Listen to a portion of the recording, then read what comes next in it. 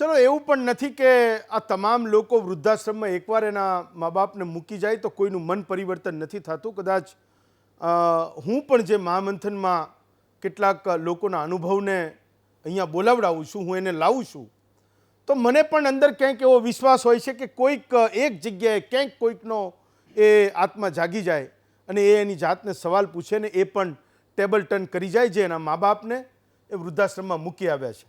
એવું પણ નથી કે વૃદ્ધાશ્રમો મહિપતસિંહ જેવા લોકો જે પ્રયત્નો કરે છે અને લોકોના હૃદય એ પીગળતા નથી. એક એવી ઘટનામાં એમણે એક દીકરીને ફોન કર્યો કે ભાઈ તમારા વડીલને તમે એમની તબિયત સારી નથી અથવા તો એમની સાર સંભાળ તમારે લેવાની છે, તમે લઈ શકો કે કેમ. પહેલાં એ કીધું કે ભાઈ મને સમય નથી અથવા તો જે કંઈ કીધું એણે જે ડિનાય કર્યું, જે હકારાત્મક નહોતું.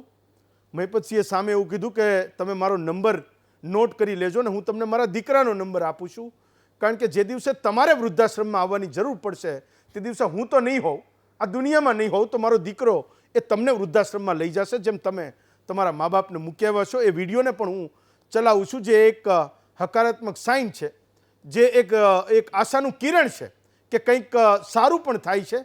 જે લોકો પ્રયત્ન કરે છે એમાં એને સફળતા પણ મળે છે.